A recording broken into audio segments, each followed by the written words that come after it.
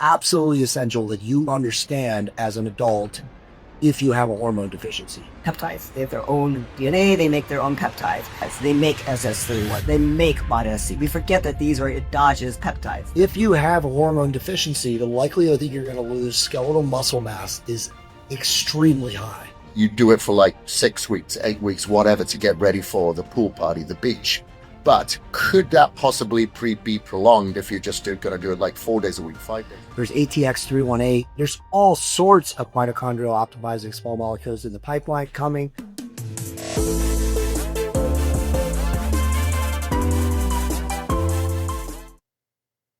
You guys, we are in a biomedical revolution right now. There are so many amazing peptides, small molecules. You just mentioned SLU, PP-332, SLUP is affectionately known. There's ATX318. There's all sorts of mitochondrial optimizing small molecules in the pipeline coming. So again, it's like what he said, it's important. And you guys are obviously at the tip of the spear being here listening to us today, but you can easily develop a plan in 4 to 6 to 8 weeks, depending on how much weight you have to lose. Maybe it's 12 or 16 if you have a lot of weight to lose, where you could do it without damaging your metabolism, without losing muscle, and relatively easy, again, with GLPs and again, other peptides, and of course, maintain hormonal optimization. So these are all amazing points. I think we, not to beat a dead horse, but I agree. I think, as with Betsy said, everybody's different and everybody's dose is different. But kind of, if everyone was here yesterday, we talked about, doing the whole kit and caboodle, right? So one of the biggest concerns is the gut, right? People get constipated or heartburn. Again, if you start at a low dose and tweak it, but like we talked about yesterday, ensuring your detox pathways are clear. We had talked a little bit about circadian rhythms and making sure you're focused on insulin resistance. Make sure you don't have leptin resistance. Get your circadian pathways lined up. Make sure your gut is good. A lot of people have had their gallbladders removed or have had issues with SIBO or other gut issues. So you want to make sure that is addressed first before they start slamming with GLP-1s, because it could confabulate it. But that's, so, and like we talked about yesterday, make sure our hormones are valid. What Jay was saying, Trevor said that there's other things we could do, other tools, other peptides. Absolutely. But again, don't forget about the foundation. Make sure, thyroid is optimized, testosterone is optimized, their gut health is clean, their circadian rhythms are dialed in. Then when you add the GLP-1, it's going to go a lot smoother rather than just trying to, boom, slam the quick fix without addressing these factors. But again, focusing on protein, like Betsy said, hydration is huge. A big proponent of that. And like I said yesterday, we live in a toxic world. So I'm always telling people, make sure they drink clean water, again, triple osmosis water filters, etc. But then you got to add your minerals back, like Jay said, so make sure you're adding your minerals and your electrolytes. I haven't looked into the microdosing too much or done much with it personally. But one thing we did do is we noticed, like, even when Ozempic was brand new, is that after about 1 milligram, everybody starts getting sick and throwing up. And once you hit the 2 or the 2.4, depends on which version you use. So early on, we started looking at the fact that day 1, you're okay. Day 2, you start feeling nauseous. Day 3, 4, 5 is fine. 6, really hungry. And 7, I'm starved out again. So we looked at it the same way you do basically testosterone. It's like, can you split dose this? And at the time, all the doctors were like, I don't think so. So I'm like, well, I'm going to look into the chemistry on it because I don't see why you can't. Of course. So instead of microdosing, which, like I said, it was brand new, so that wasn't even a thing yet, we started looking at, let's just take it twice a week. And we found that at the same dose, even the people that are up in the dews stop throwing up, stop feeling starved, stop having those curves. So one thing I have noticed is that even though it's supposed to be a once a week, when you do it for us, where we're doing it twice a week, the curves were so much less. And also the people that were getting really nauseous and throwing up are no longer getting nauseous and throwing up on it. So I definitely think it needs to at least be split dosed. You guys are hearing the latest and greatest and definitely the bleeding tip of the spear, bleeding edge here in talking about all of this. And again, I don't think there's a bigger subject in longevity and anti-aging right now than GLP-1s. But I what Lee just said and Eric just said, I think it's critically important that we reiterate that if you're going to use a GLP and you are, a 25-year-old to a 70-year-old person, I think it's absolutely essential that you understand as an adult if you have a hormone deficiency. Because again, these drugs are so effective at suppressing appetite, improving nutrient partitioning, changing insulin signaling, and all the things that they do. If you have a hormone deficiency, the likelihood that you're going to lose skeletal muscle mass is extremely high. So many adults in America today, really just the West, where they're prescribing GLPs, are not even getting that advice, unfortunately, from their clinician. And obviously, even in just the mainstream for people using research, they hear about their, aunts, brothers, sisters, cousins, friend using it and losing 30 pounds. And then they start out without understanding if they're, dealing with a hormone deficiency. So look at that. Obviously the advice that's been given on this panel by everybody up here is, phenomenal, and everybody has great points. But I think that going back to what Eric just said, like that's the basics, right? Like sleep, are you getting enough sleep? Are you, the mitigating EMFs? Are you obviously resistance training? Are you doing cardiovascular training? Are you living insulin controlled? All of those things, those foundational precepts, as Eric called them, are way more important than any of the other things. I mean, Trevor talked about, mitochondrial optimizing peptides or GH agonist peptides. All of those are great and they can help. But again, without the foundations dialed in, I think we're on a slippery slope. So let's move to talking about like different novel therapeutics. Less mitochondria and less efficient mitochondria. So I think the big focus is going to be on mitochondrial peptides. And Jay mentioned A2X304, also known as OSO1, which is different from the face peptide OSO1, but it's a very cool peptide. It's kind of an AMPK activator. It just increases the ability of your mitochondria to utilize energy.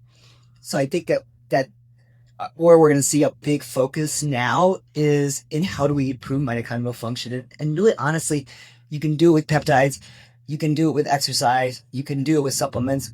But peptides may become, I think, essential players. And that's because if you look at our mitochondria are foreign little beings, right? They invaded us years and years and years ago, and they live inside us, but they're independent of us. They make their own peptides. They have their own DNA. They make their own peptides. And once mitochondria become deficient, they are not making these same peptides. They make SS31. They make Bioavailable. We forget that these are endogenous peptides. They're made by our bodies. And they decline just like your hormones decline. So one of the things I always preach is we're replacing hormones that we're losing as we age. Shouldn't we be replacing the peptides we lose as we age? Which includes, in my mind, the growth hormones, the pregogs, the thymic peptides, because our thymus gland declines as we age, and then the mitochondrial peptides, because those are the things that really decline. And then probably pineal peptides, because our pineal gland, which is our circadian rhythm regulator, calcifies. By the time you're my age, you don't really have a functioning pineal gland. It's calcified. So yes, you can get all the light dark, but your pineal gland is not really regulating that very well. So probably need to also use epitalon or pinealon to basically replace that as well. So I look at peptides in my patients. I teach my patients that we're going to replace these. I kind of do it seasonally, but I replace them just like I do hormones, where I cycle through replacing everything that I'm losing. I think the future is going to be looking at a lot of the newer mitochondrial peptides, but I think we can do so much with the ones that are available. Really, honestly, I always tell people, your growth hormones, the creagogs, your mitochondrial peptides cycle through your thymic peptides, because your thymus gland is gone by the time you're older, right? Your thymus gland is your key to both aging, but also stem cell activation. So you need thymus alpha 1, thymus and beta 4 for those. And then you need twice a year to do a circadian reset with something like epitalon. And I basically, my patients do that on the solstices. So I'll do a 10-day course of pinealon or epitalon on the solstices. And if you do that, I think you're replacing those things that you lose as we age. You're going to be pretty darn far without adding even a whole lot of new fancy things. Yeah, that's so cool. And it actually made me think, I think one of the frontiers too is in Russia, these things have been used for a long time, but we now have bioregulators and injectable bioregulator peptides. And so it makes me think there's all these ones out there. No one really knows how to use them yet. People on this panel have been talking about like, hey, you can use this, but what bioregulator peptides are tissue specific peptides. And so like Dr. Yurth was saying, we have some of these that we can rotate through.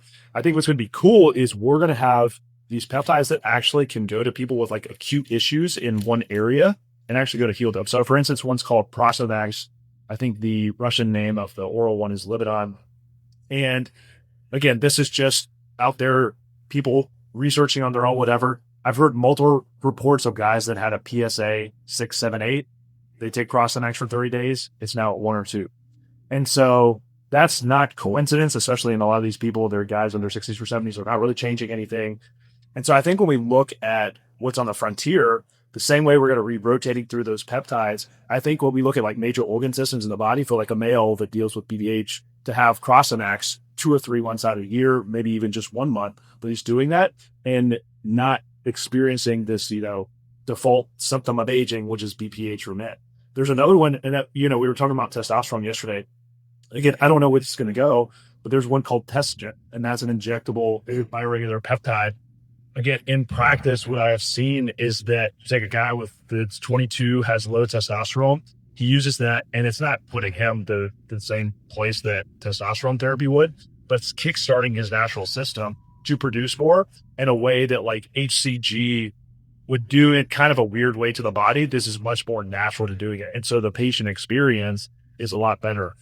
There's tons of ones. There's one called Vesolute that's for the bladder. And so guys combine Prosamax, Vesolute, and all of a sudden they're getting up in the middle of the night, this like, stop and start type of urination goes away. There's Vesigen, which is for the blood vessels. And so you talk about cardiac health, and we were talking about hematocrit and hemoglobin yesterday. It helps normalize those things. It helps normalize lipid profile. So I think there's a lot more like targeted approaches that are coming that we're just starting to scratch the surface of. And, like no one really knows right now. And the dosing on these is kind of like all over the place and no one really knows. So that'll be, the like space evolves, that one of the things that we probably figure out. But I'm really excited about that, because I think if we look at, like Dr. Earth was saying, like replacing some of these hormones, there's going to be like more targeted approaches to like, where you don't have to go to the doctor and get on some crazy medication that may or may not work or may work and then has like 10 bad side effects. The cool thing about the bioregulators, right, is that they're really small, so they kind of bed themselves in your own DNA. So there's 2 or 3 peptide or amino acid peptides, and so they can actually become a part of your own cell in a sense. That's what's so cool about them and why they could really target these things. And I've been using some. I was not a big believer in bioregulators. I actually started using some of them and see some nice results.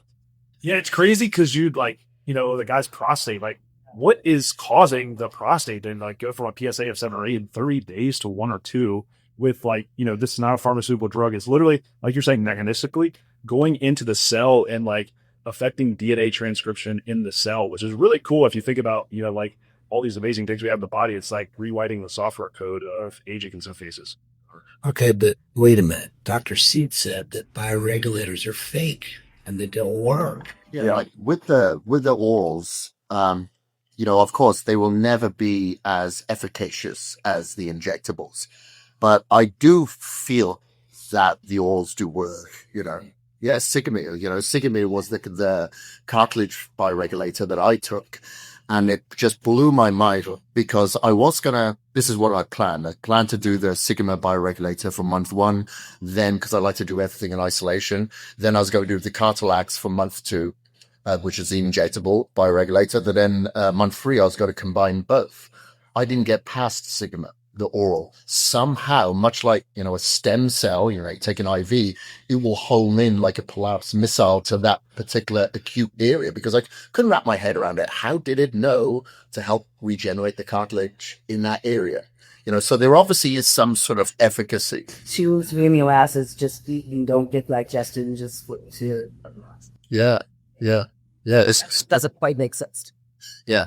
It's going to just digest it. Yeah. We hear people with, gut issues, inflammation, like KPV, BPC, we're just great for that. Yeah. Like for instance, I get this in I've got a supplement company and I get this in the supplement industry. Yeah. Where, the orals definitely don't work. Of course, they're not going to work as well, but, we don't really hear it so much in the pharmaceutical arena. We know Viagra works, we know vitamin D works, but when it comes to a lot of these peptides or other orals that I sell, people say, well, it doesn't work.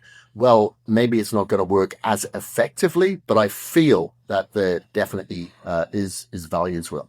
And I just wanted to continue circling about the mitochondrial peptides because I think that is fascinating. And I guess I've got some questions for you guys myself because I want to know, where we said, for instance, like if you're going to do the sloop or the tesofensin or any, or secretagogue, tesamorelin, you do it for like 6 weeks, 8 weeks, whatever, to get ready for the pool party, the beach.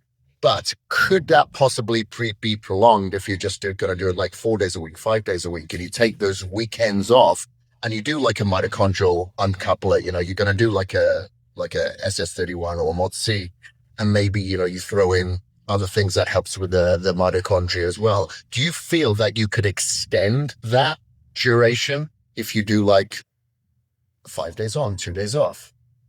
Yeah, that's normally what you would do if you want to try taking forever, like NAD plus. I do it every day, but I do it Monday through Friday, and then I take the weekends off.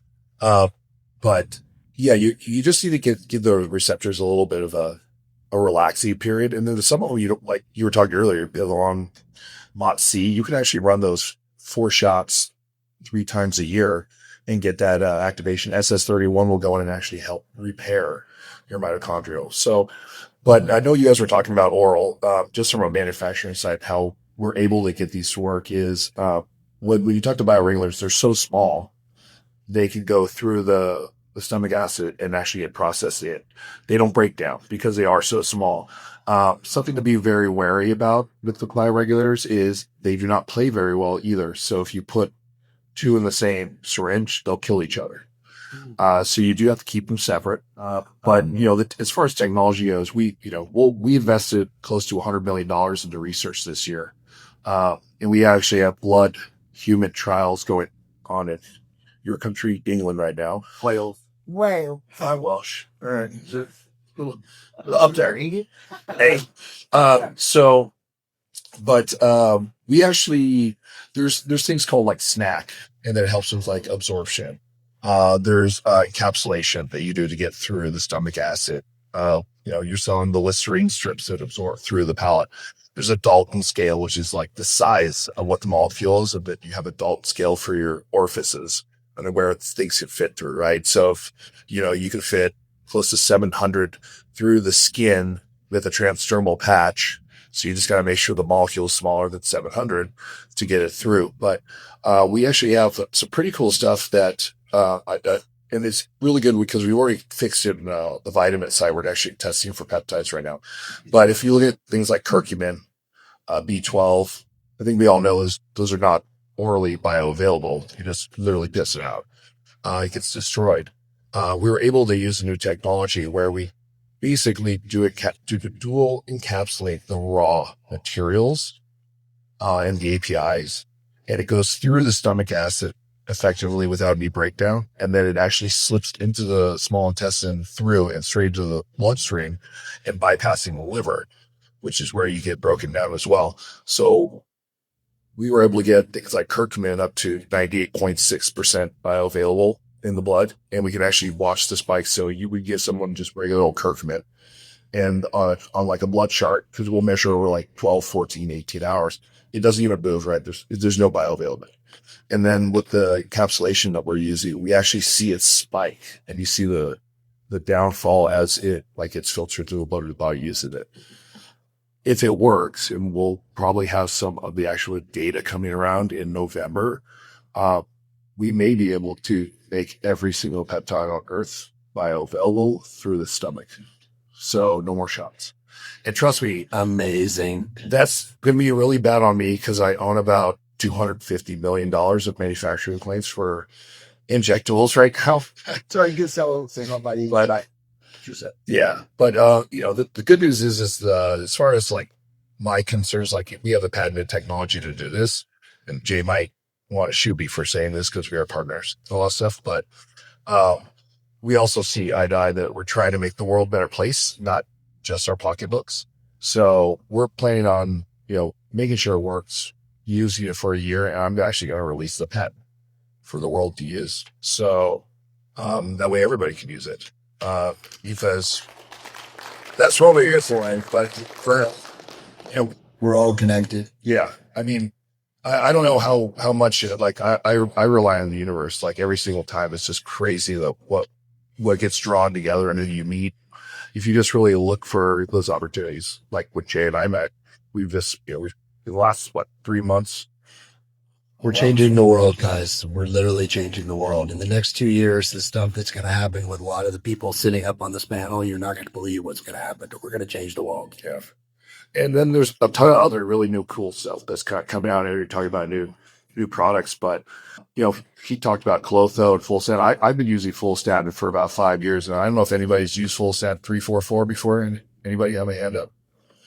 Okay, so I remember the first time I injected this into my leg, I couldn't sit down on the toilet for 2 weeks. And then I'm like, okay, well, I got to rotate it somewhere because I wanted to continue to use it. So I did it my right arm, and I couldn't change the dial for the radio station for 7 to 10 days. Yeah, so I did the other arm, and I did right all. And then I tried the calf, and then I couldn't get up the stairs. It's pretty ridiculous, but you're trying to shut off that myostatin receptor so that you can grow beyond your normal capabilities.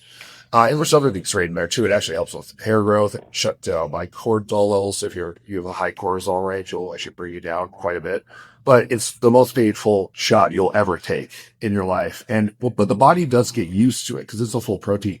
And once the body gets used to it, you actually never have that pain again. But it takes about 10 to 14 shots to do it. The good news is you only run it maybe 3 or 4 times to your max because you shut that myostatin receptor down, and then it slowly comes back. Clotho is also almost making me as muscular as Chris Gaffin. Almost. Yeah. Can I? Of course. Use G8s instead in order to increase copper. Sorry? Can we use G8s instead in order to increase copper? No, you cannot. You cannot. G8 doesn't increase copper? It does not. Does not? No. So is everybody's head spinning? I'll keep it short. I agree with everything that was said up here. There's a lot of cool stuff coming. I had a few people come yesterday and talk to me about, like, there's so much. What do I do? Where do I start?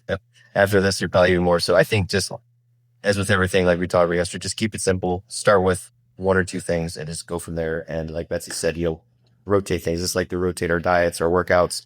You can rotate these strategies. You don't have to do all these peptides all at once. In fact, you shouldn't. But just pick 1 or 2, do them at the right times of the year, and rotate them. You don't have to do everything at once. Everybody, I know a lot of people are thinking, oh my gosh, I got this peptide and that peptide. So the biggest things I think in the peptide space, I mean, obviously the growth hormone peptides are foundational, but mitochondria and immune system, I agree with what was said earlier, that those are foundational, and if you just focus on those things, the thyroxins, the multiple with mitochondria, there's supplements, there's peptides, pick 1 or 2, and just focus on those. And later you can layer the other stuff as your goals change, as seasonality of the year changes. Just rotate, just keep it simple. Beautifully said, Eric. Okay, so look, we're an hour in. I wanted to really open this up to you guys. Yeah, Chris has got an amazing testimonial before and after, and his client has actually joined us. Thank you for being here.